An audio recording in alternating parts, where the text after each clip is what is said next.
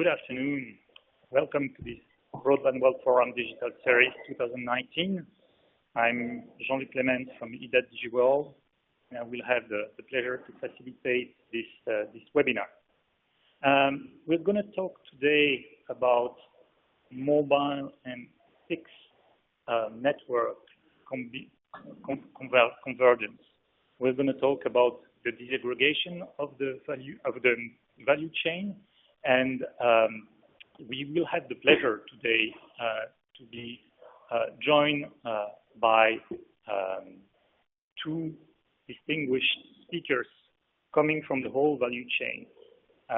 We will be joined today by Trevor Linney, who's a research director at Openreach, and by Sudhir Krishnan, who's a product line manager of wireless energy solution at Casa system. Many topics here that we're going to discuss. How will the disaggregation look like? What will the value chain look like, and how the ecosystem will evolve? We will also touch questions around the open innovation dimension and how it can be integrated in this topic. To start with, maybe Trevor, I will leave you the floor to provide us with the operator perspective before leaving the ground to Sudhir to provide us with the equipment manufacturer perspective. So Trevor, the floor is yours. Hello everyone, and good to speak to you all. So, as mentioned, my name's Trevor Linney. I lead the research program for Openreach, which is the UK's fixed line infrastructure provider. Just to give you a bit of a feel about the context and where we're coming from, the slide you can see just gives you a feel for the backdrop. Openreach is currently in the process of building FTTP with some very large ambitions to rolling out full fibre across the UK. We have a network which reaches over 30 million premises, the vast majority of which, over 95%, have access to superfast broadband today. And you can just see some of the numbers here, just around, the millions of people connected to superfast, and now the rapidly growing number of customers connected to ultrafast fibre, and that's the journey that we're very on. And because we're going to be building so much FTTP, sort of 4 million homes passed by the end of 2020, and on to with an ambition to build to 15 million, we're going to need a lot of FTTP. We're going to build a lot of OLTs and head-end infrastructure. And that makes you acutely aware of the network platforms that you are deploying your infrastructure. Today, we have multiple vendors providing fibre to the cabinet, VDSL services, multiple vendors supplying FTTP. And whenever you want to do something, you're faced with this, and apologies for the slightly corny slide, but I think hopefully this resonates with everyone listening to the call. Whenever you want to make a network change, you have to look across your estate. You look at how many vendors you've got. You then look at the different technology platforms that you have. And today, because they are typically integrated with sort of direct interfaces to your OSS in silos, your integration activity is not one activity, but actually numerous activities, one for every technology platform that you're impacting, and times by the number of vendors you've got, which leads to a very significant amount of software development, network development, test, infrastructure regression, and that is a burden that we have been carrying for quite some time. And it makes you think, this is why the industry has been thinking, is there not a different way of building the networks, of exposing network capability? And I believe, our research points us to the fact that we are very much approaching a potential pivot point about the way we do these things.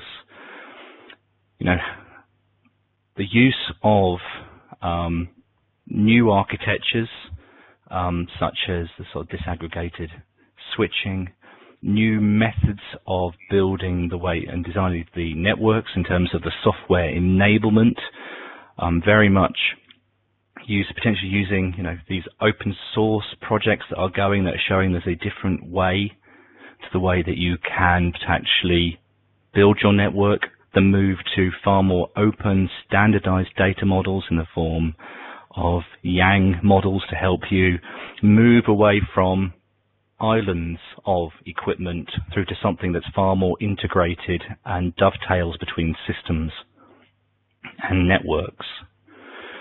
You're seeing the promise, and I think stressing promise at the moment rather than necessarily realization, of far more agile networks as you move to something that's far more software and data driven rather than your classic interface and integration on a case-by-case basis, which means that you'd be able to accelerate from quite long timescales to actually being able to bring network changes through far quicker as you move to a more software-driven world. One of the reasons I said that really great to be able to speak on this webinar is that OpenReach is coming from a relatively unique perspective in that we are a regulated Ethernet provider of access. So we only provide layer 2 Ethernet services today, and hence that drives us to think slightly differently to the way some of the other operators are thinking in terms of not having a converged edge, but we want to be able to realize the potential benefits of these new SDN architectures in access in order to just transform the way that we do network integration, deployment and test. And I'm looking forward to discussing some of those absolute advantages and some of the challenges that I believe we as an industry have on our way there. Now, I'm going to seek apologies for this. I'm going to apologize for this in advance, but hopefully you'll forgive me. Because when you're given something like this, a platform like this, it seems only reasonable to plug the Innovator of the Year awards. So hopefully I didn't cause too many groans out there.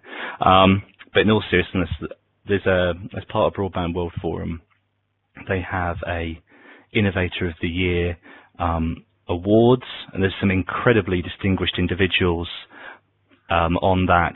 And I just absolutely, even if it's not voting for me, and encourage you to take a look at those and vote for someone, because there's been some genuinely transformational work done over the last year, and it'd be great for you to take the opportunity to recognize some of the people that have done that. And with that, I shall stop talking and hand over to my other presenter. Thank you very much.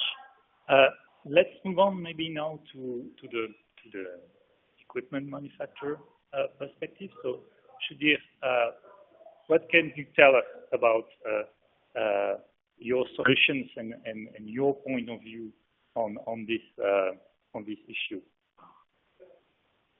Yeah, thanks, John, Luke, and thanks, Trevor, for opening up and providing the operator perspective. It's a great topic to be discussing just before the Broadband World Forum, and surely here the challenges that are posed by Trevor from an operator standpoint. So just a brief background about Casa. My name is Sudhir. I'm a product manager here, focused on the NFV solutions for the wireline and access solutions. So Casa has been in the access, the cable broadband access for a very long time. A lot of deployments around the globe, and then a full complete portfolio of 4G, 5G core, as well as BNG, PE, and access products. DPU, GRAD, fast, and radio. So it's a very complete product suite for the network edge, right? And the main focus has been around sort of leveraging the disaggregation that's happening at the edge, and still delivering high performance and scale network services, because that's never going away. And that's still the focus. So the center point that we're making here is the edge is under transformation, and Trevor made that very clear. Things have to change. Software-defined networking has to come in. Integration across N products for M services needs to stop. And there's some great work going on, as you referenced, in the open source community, as well as the standardization community, the ONF and Broadband Forum, and others trying to develop the ecosystem at the edge. So the primary message from a vendor standpoint is that what we find, based on by our experience building network elements, is that the technology is there. The off-the-shelf hardware that exists today, both in terms of servers and switches, is at a point where there's tremendous amount of resources available, a lot of power and capacity that can deliver high performance scale, low latency services that is desired by all operators. And this is for a fixed in terms of BNG and PE and virtual CCAP, which is a cable access core, and mobility, 4G, 5G, the user plane, the control plane as well, and then of course the access. All of them can be housed on the same compute network storage system, because you have different choices of NICs and different choices of server CPUs that you can mix and match without really changing the overall edge architecture. Another key aspect is the open fabric. That's the way you interconnect them, and that's very key to keep that open as well, so that you can plug and play, remove VNFs from that edge, and not create an environment where certain VNFs or certain devices need to be connected in certain way. And that's where the custom sort of hardware, if you have a custom hardware at the edge, it's going to really impede the process. So a little bit of a call to action for operators to say, if you want a truly disaggregated edge, you have to move towards off-the-shelf hardware, both for compute network storage as well as fabric. That's what's going to allow the sort of clear demarcation between your hardware infrastructure and the software services you're deploying. Another key aspect is the infrastructure management. And this, there's a lot of open source work that's going on with ONOs and other things in the ONF, and that's very important. It lays the groundwork for an open interface, which is very important. As a vendor, when we develop VNFs, we need open APIs that we can test to make sure that we can exercise the service enablement, and scale up, scale down. All those use cases using those open APIs. Now, inside the infrastructure management itself, an operator is free to add whatever may be the workflows needed for their business functions, but at least the APIs help us develop the VNFs. So I would say that's commercial software meets open source. That's how I look at it.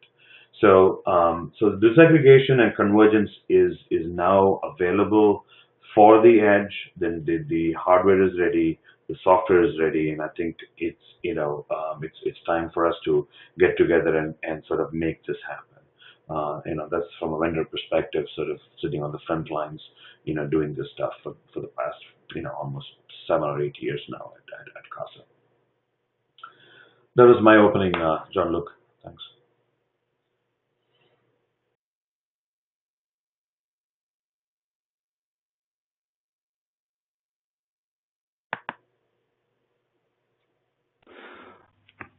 So I guess picking up just on the point I think you made there, I mean, there's been a huge amount of activity in the industry. And one of the things that does make it more difficult to is the diversity of different initiatives going on all over the place. I think one of the things we have as an industry need to grapple with is how do we work out which ones are, what is the right balance, what's the right jigsaw of all the different components that can be used at the different layer, because in extremis we'll end up with every operator picking a different set and combination of ways of doing things that we'd end up in a not too dissimilar place to where we are today in terms of integration. So Dear, have you got any thoughts on how we unlock this massive diversity in the space at the moment? Yeah, Trevor, just to bounce up on your question. Do you think there is a consensus on how to get there to reach this disaggregation point? So I think the honest answer, is not yet. When we look across the industry, you've got a number of initiatives which have made some real progress. You've got activities in forms of Cord, stuff in the ONF. You've got Broadband Forum have been working on Cloud CO. They've been building Yang data models for access. You see others which have perhaps gone for more go directly to the underlying tin and build your own software on top. And indeed, almost by virtue of the way the industry is structured, there are different APIs that you could choose to integrate in at any different point. And I think, honestly, there is no consensus as to which one of these is going to win out. And in fact, that is the challenge, because you've got different operators are pursuing different options, and it's hard to believe that they're all going to survive and endure. So, I think we're looking to see and work it. We've got exemplar implementations of numerous different options that realise this, but certainly no closer to the answer of which is the one which is going to win out. Yeah. Okay. Do you think we have an issue with the value chain? So basically, the value chain of our industry is not yet aligned for this kind of solutions, which leads basically to all those tries and experiments that are led by the operators that you were mentioning. Is it a real an issue of value chain, and basically something which is further than the technology itself? Because my understanding is that the technology is there. Shudir was mentioning it, but basically the components of the value chain are not yet sufficiently aligned. Could that be the issue? I think there's certainly something in that. I think you could certainly find, that I think there is this wider question about, it's not just about underlying technology. It's not even necessarily about software stacks. It's also about, how do you ensure you've got the right software, the quality, you've got warranties, you've got liability. There's the whole, who's doing the integration and how does that go? And this still, I think it's still very much an open question about how this disruptive way of building network equipment, adopting data center, bringing in the leaf spine architecture and orchestration. I think it's still very much an open question as to how the industry will respond, and you can see that some companies are very much seeing it as a catalyst to bring forward new ways of doing things, and perhaps others are perhaps less inclined to do that. But the other thing I would, I think you have to break that down into two things. One is the brownfield, the greenfield, the build new and the new shiny. But as an operator, you have to think very carefully about the brownfield as well. We have very large networks which are still built and managed in the old way. So we have to very much consider not only what could be the new way of doing things, but we have to work out how we take our millions of customers managed in the old way with us as well. Yeah, that's very clear. Sudhir, what's your perspective on this brownfield versus greenfield dimension? From your perspective, talking with your client, do you see different approach when addressing brownfield and greenfield?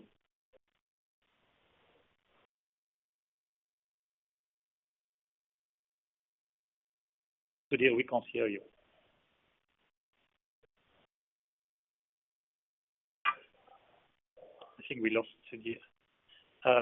Okay, carry on.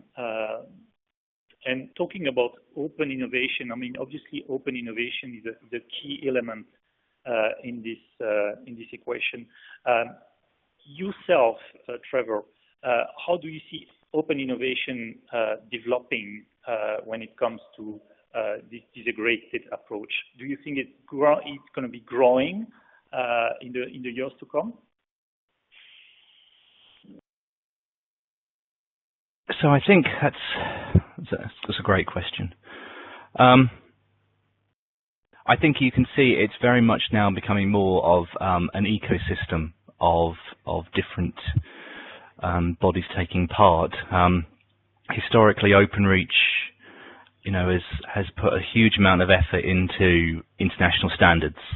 When you're talking about, say, a wireline technology, GPON, XGS-PON, etc., go to great amount of effort in terms of standardizing both the way it's going to work, the interfaces, the management interfaces, and all that great work at the ITU. You've then seen, again, the things like the Broadband Forum, you've got test specifications and architectures, working with operators and vendors in order to in a collaborative way to do that. And again, that produced, implementations guides, technical reports that you could work on. I think what is more difficult today is because it's now, you've got so many different actors pursuing slightly different ways of doing this, it's not obvious where those standards are coming from, or indeed whether you'll have 4 or 5 different standards, inverted commas, all from different bodies, which may or may not interwork.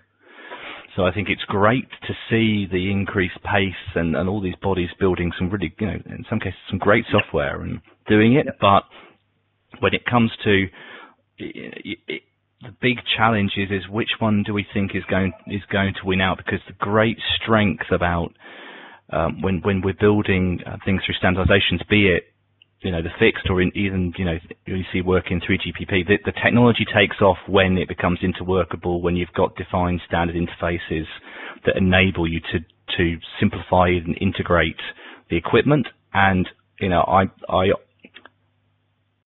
think I don't see those at the moment. I think there's a lot of people who've got their own they've got their own sort of version of the way these things work, but we haven't reached the point where they interwork, or indeed, as much as one shouldn't say this, feel sorry for the vendors in the space when they're told they have to comply with, an SDN interface, but they might have to implement half a dozen different variants based on, which particular consortium of software packages and interfaces and APIs they're being asked for. Okay. That's clear. That's clear. I think we have Sudhir back. So Sudhir, I was basically asking you a question about your perspective on brownfield versus greenfield operators. I mean, do you see different approach, different issues that are basically presented to you when you discuss with your clients? Sudhir? Like we have an issue with Sudhir microphone. Sudhir, can you join us?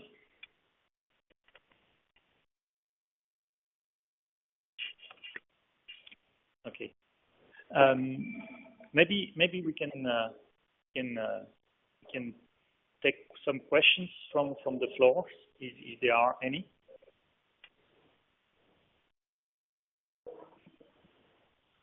Nope. Nope for the time being. I think Sudhir is trying to get back in line. Sudhir, are you there? Are you with us?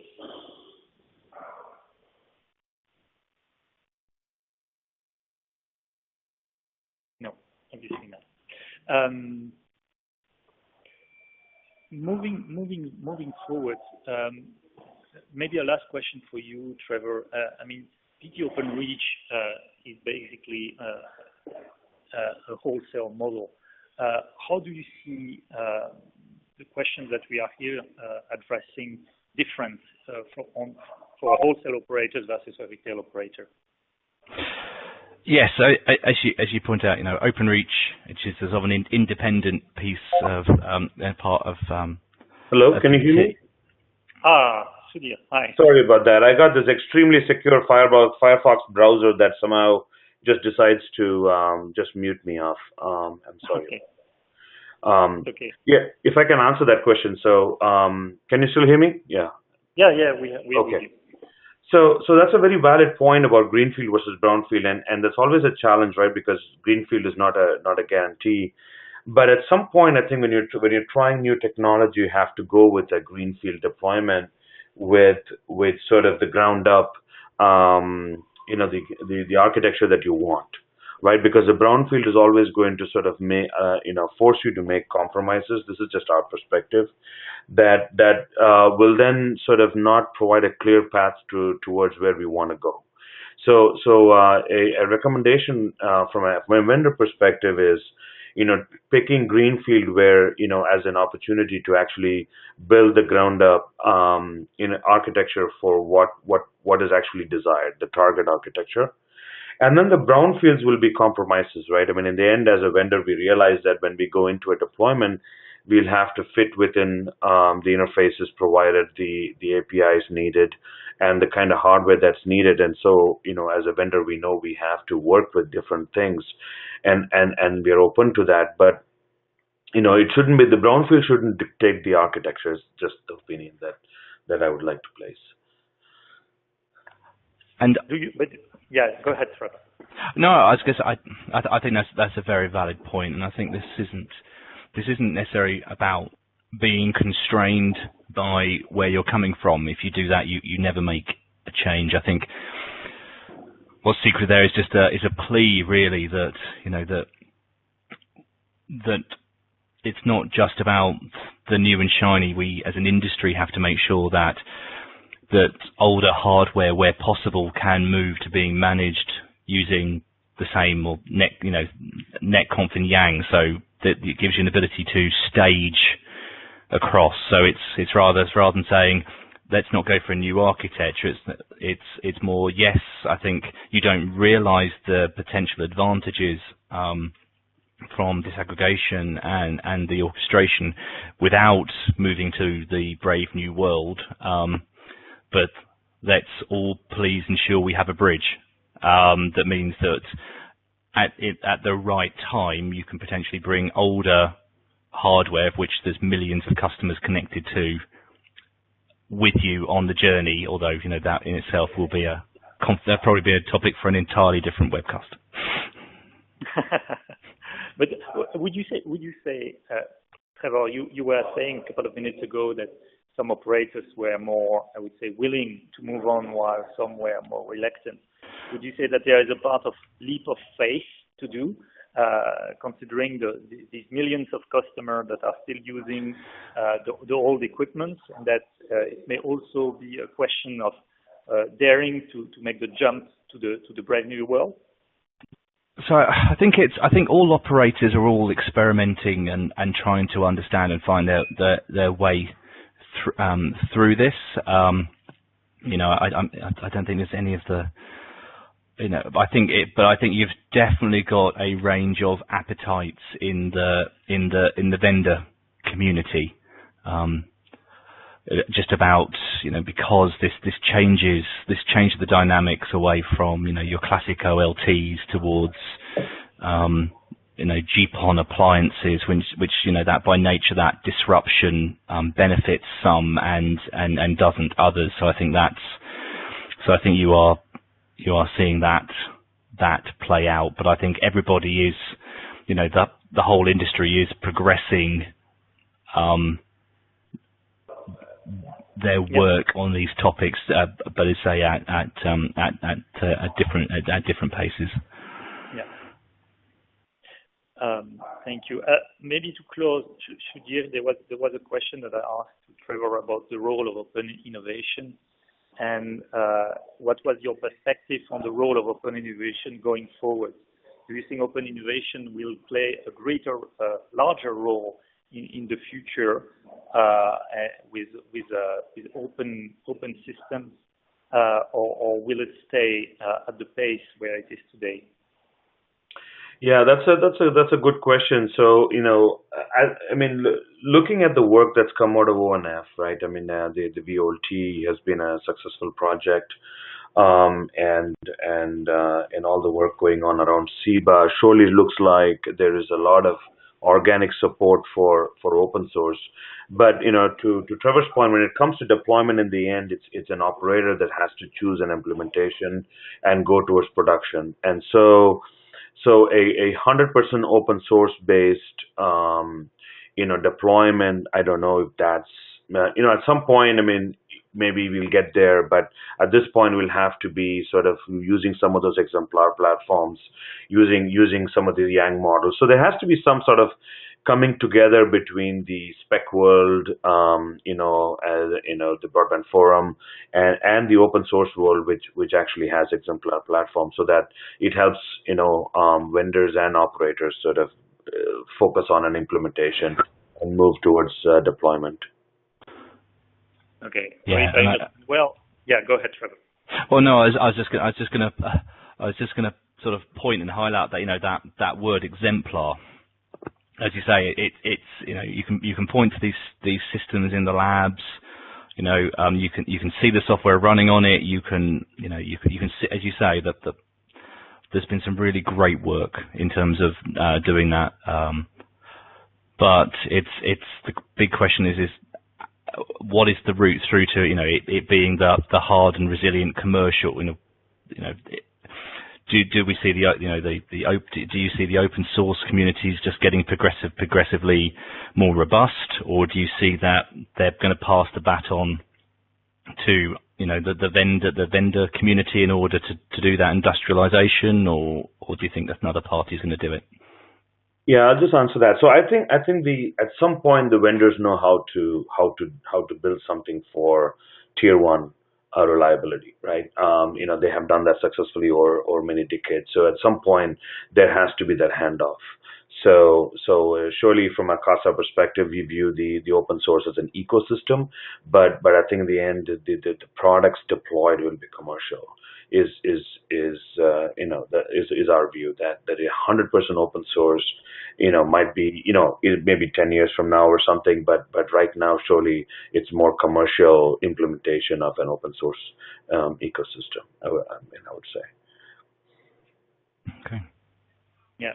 So it looks like a nice word as a conclusion that basically it's kind of finding the right equilibrium between the spec world and the open innovation world. Is there any questions from the floor? So far, I don't see any. If there are no questions, Trevor, do you have any last comments? Well, yes. While we wait, I was just going to come back to the question that you asked slightly earlier, and it's really the sort of OpenReach perspective bit, because in the UK and in a few other markets, we have sort of a regulated access provider which is separated from the communication providers. So OpenReach provides FTTP services from the ONTs through the OLTs and hand over to communication providers that then do the backhaul components and the BNG and all those functions. So one of the things that we are very passionate about achieving through the multiple initiatives which are going through industry is to make sure that you can successfully it's not just a vertically integrated and there's no demarcation between it. It's critical, as described almost in the slide, that you can do the aggregation function, at layer 2, and then you have well-defined separation to be able to between the other functions, so that we don't have to just have a set, a pod that does everything, Openreach would very much be building, effectively the layer 2 aggregation infrastructure, and then other parts of the industry would be able to leverage similar technology but more realized for the higher layer services next to it. So I think one of the critical points that made by Sadif is very much, we have to be able to have that well-defined separation so that we can build the functionality that we want into these architectures, and they're not just black boxes that do everything. Yeah. Okay. That's very clear.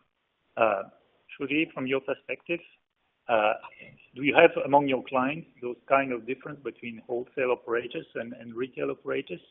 And how does that affect your discussion with them? So I think, the wholesale and retail, it just depends on who owns the service, right? In the end, if you look at a broadband service delivery or a business service delivery, you're going to have all the components. So as a vendor, we have to implement all the components. It's just that the disaggregation and separation allows for the different multi-tenancy and multi-ownership, right? Certain things may be owned by Openreach.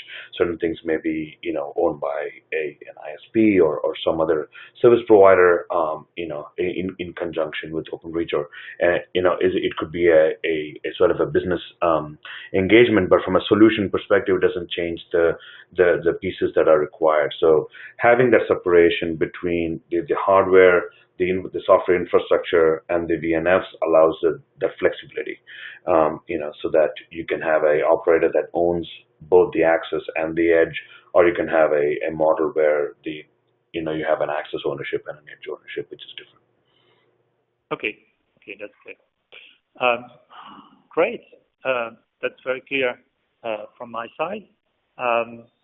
Still no question from the floor, so I think I will thank you very much, guys, for your participation to this webinar. Trevor, Sudhir, I think it was a fascinating discussion. Thank you again for your input, and I look forward to meet you all in Amsterdam at the Broadband World Forum. Thank you very much. Thank you, Jean-Luc. Thank you, Trevor. It was a great discussion. Thank you. Thank you. Thank Cheers, you. Goodbye. Thanks. Bye.